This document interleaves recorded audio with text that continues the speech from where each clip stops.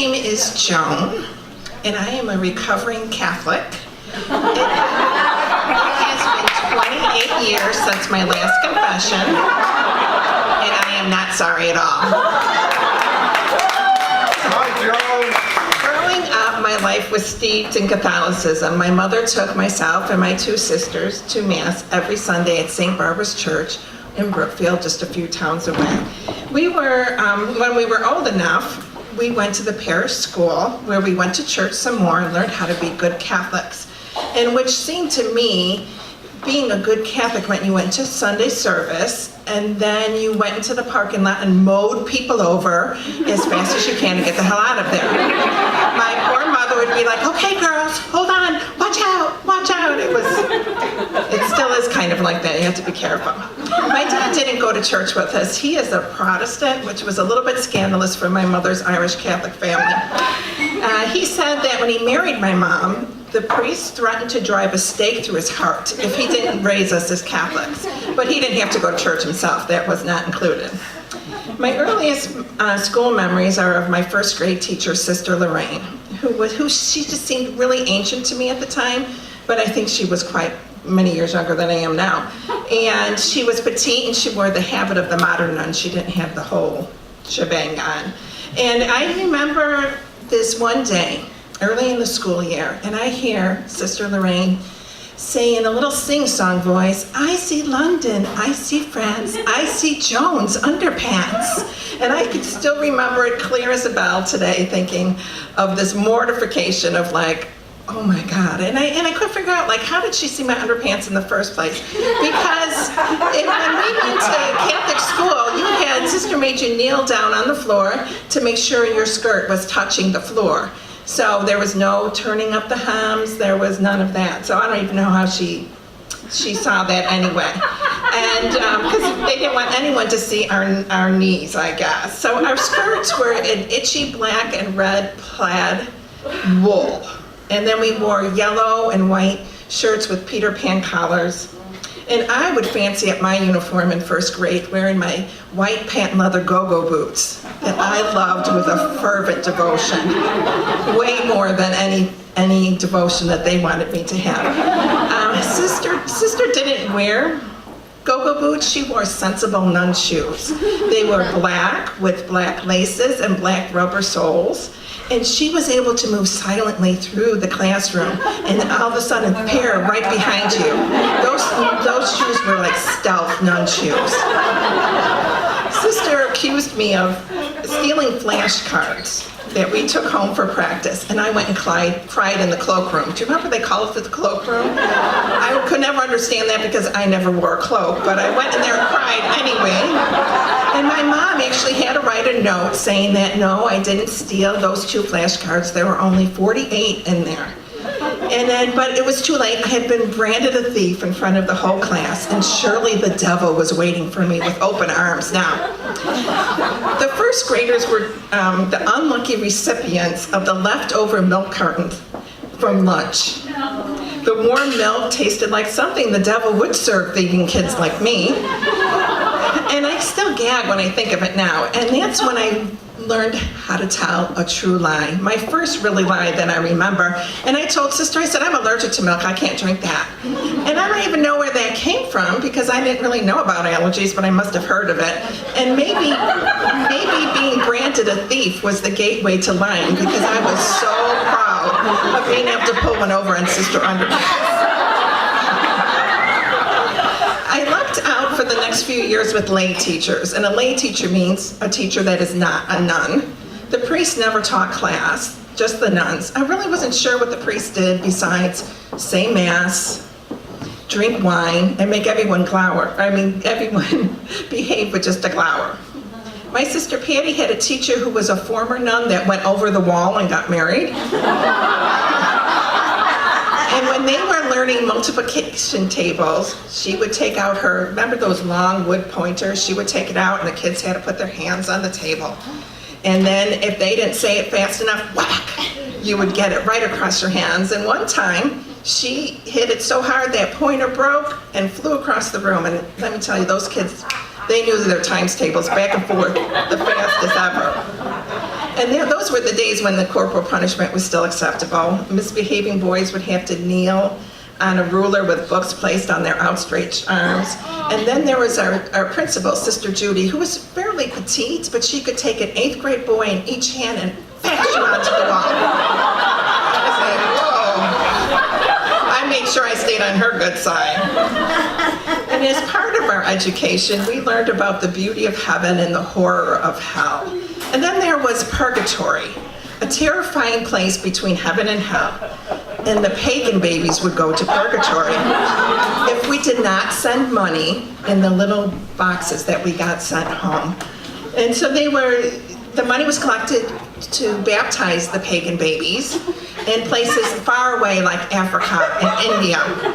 And if we didn't send the money and the pagan babies didn't get baptized, and if they perished, they would be stuck in purgatory forever, where it was dark and utterly alone. And I thought, oh my God, what a horrific thing to tell little children. No wonder we are all so fucked up. This is terrible.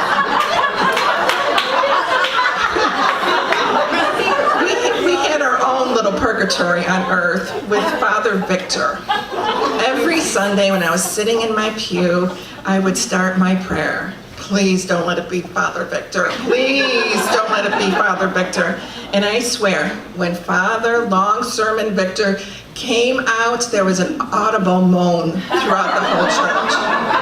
My sister Ann and I would get restless and start to wiggle or giggle, and then my mom would do the snap point and the stare. If our cousins were sitting behind us, we would turn around and flare our nostrils like this. And they would flare back to me. It was like a secret handshake, but with our noses. My mom did not like that whole flaring of the nostrils thing. We'd get the snap point for that. And then my sister Ann and I would decide that we would sing opera along with the cantor. And it was kind of sounding like cats fighting in the alley. And boy, my mom had that snap point so fast. And we thought we were pretty funny though. In 6th grade, I had a nun for a few of my classes. Sister Betty was her name. We would call her Sergeant Betty and salute her, but not in front of her or to her face, because we were not stupid.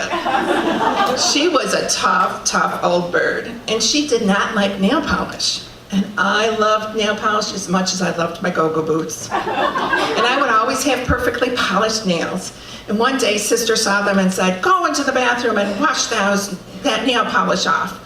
And so I went into the bathroom, and another teacher, a lay teacher, found me crying, trying to wash off nail polish. And so she was a lay teacher, so she knew the ins and outs of nail polish and knew you couldn't wash it off with soap and water. So she just sent me back to class. So what I ended up doing for all of 6th grade was holding my hand in little fists every time I was in her room. And I even learned how to write with my hand in a fist, because I was not giving up my nail polish. I still like nail polish all these years later. And then at this time, I kind of became aware of the downside of being a nun. I learned that the sisters had to take a vow of poverty. And if they received a gift from someone, they had to share it with all the other sisters in the convent. And my young mind thought that was the most hideous thing I've ever heard in my life. How would you have to share your gifts with everyone? And they said, oh yes, oh that's crazy. So nuns couldn't wear nail polish. They had to wear special nun shoes. They had to share their birthday presents.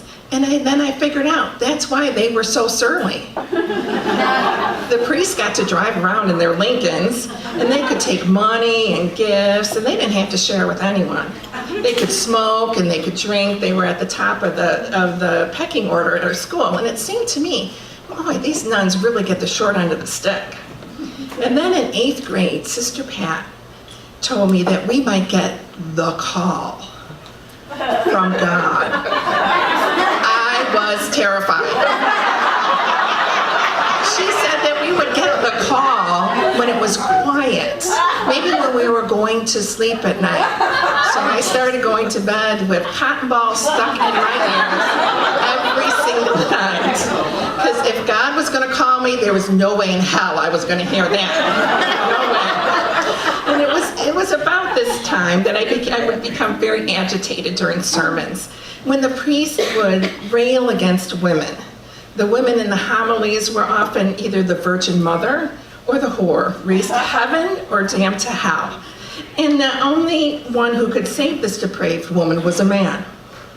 And even in my young mind, I couldn't help but wonder, how does a woman harlot by herself? Where were the men engaged in this harloting? Why was the man the savior? And why was the woman the only one at fault? I learned early on that men get a pass from judgment, and that would piss me off to no end. The story of the fallen woman came back to me one Sunday morning when I was in my early 20s. I was riding the L train home in Chicago after a long night of partying, and the train car was filled with churchgoers and their children dressed in their Sunday best. They openly stared at me. I was still drunk. I had smeared black eyeliner. I was scantily dressed, and I was stinking of whiskey, cigarettes, and sex. I must have looked every bit the harlot.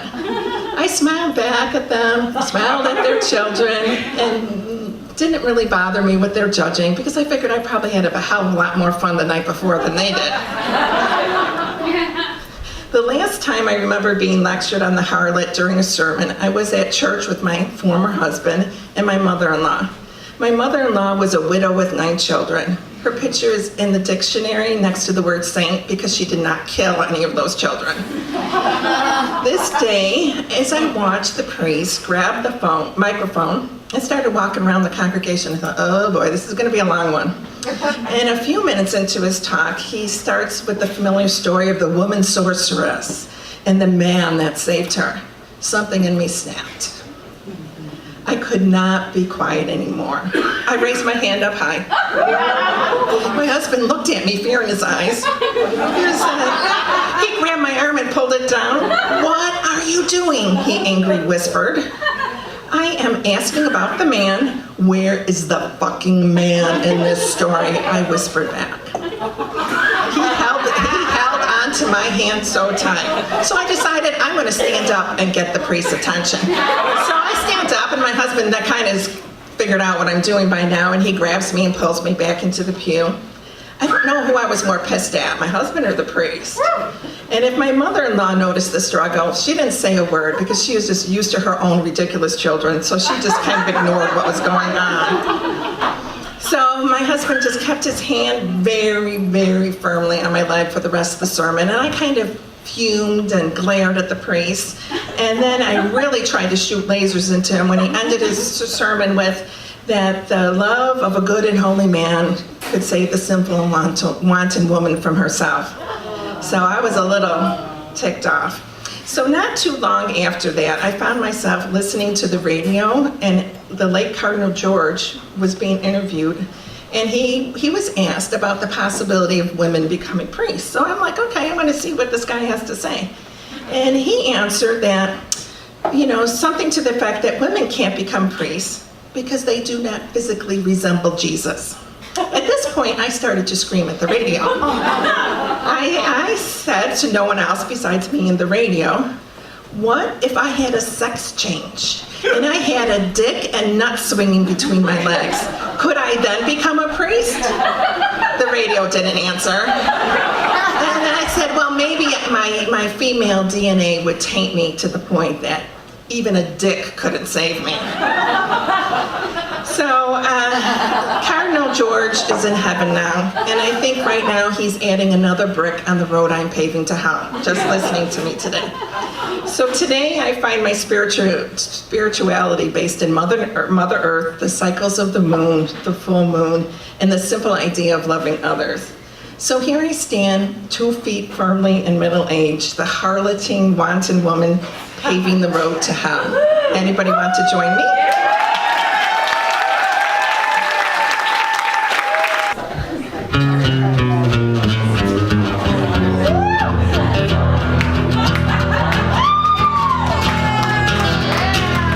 You keep saying you got something for me, something you don't love but confess. You've been messing where you shouldn't be messing.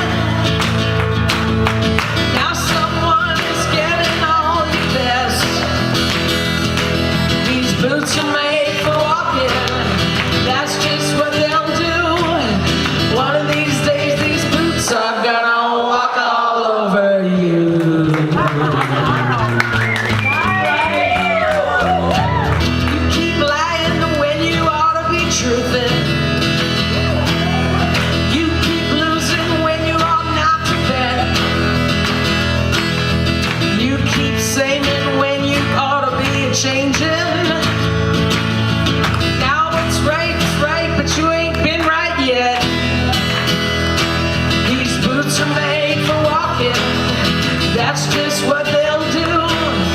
One of these days these boots are gonna walk all over you.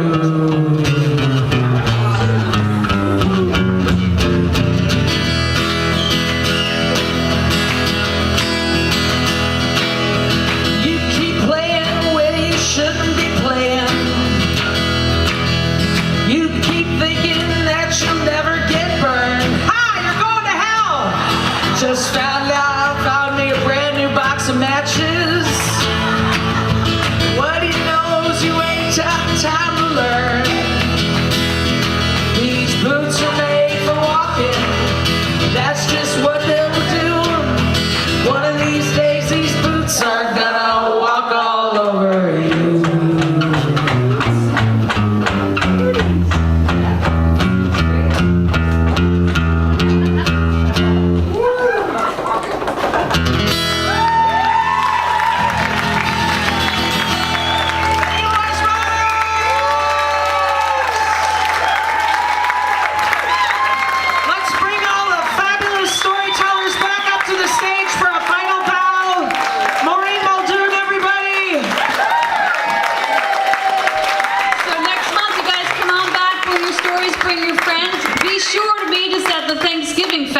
Here with Cathy.